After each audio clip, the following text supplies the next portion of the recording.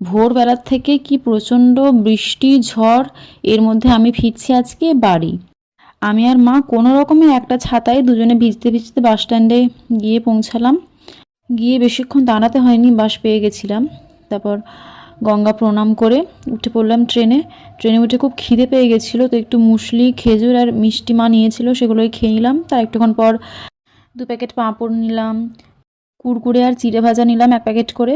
তারপর মা স্নান করতে গিয়ে যে গঙ্গা জল এনেছিল, সেই জলই আমাদের এইখানে শিবের মন্দিরে একটু দিয়ে দিল। তো এখানে প্রণাম করে তারপর বাড়ি চলে গেলাম। বাড়িতে গিয়ে আজকে নেমন্তন্ন ছিল, সাধু ভোজন হচ্ছিল এক জায়গায়, তো সেখানেই নেমন্তন্ন ছিল।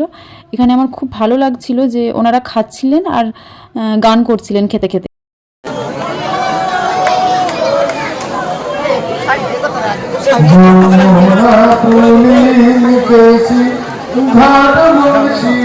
আর এই যে বসে পড়েছি প্রসাদ খেতে।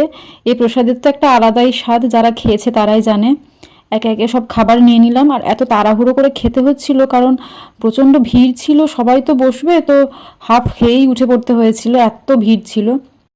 খেয়ে দিয়ে গেছিলাম তাতু সোনার সঙ্গে একটু দেখা করতে, ওকে একটু আদর করে এলাম। মা কি করছো? এই যে মাছ ভাজছি, তো বাকি কালকে মাছ ধরে রেখেছিল, মাছ? কাতলা মাছ, দুটি সন্ধ্যে ফুল করেছি। কি করবে? ওই গোটা একটা লঙ্কা দুটি জিরে দিয়ে ভেজে দেবো, তুই খাবি।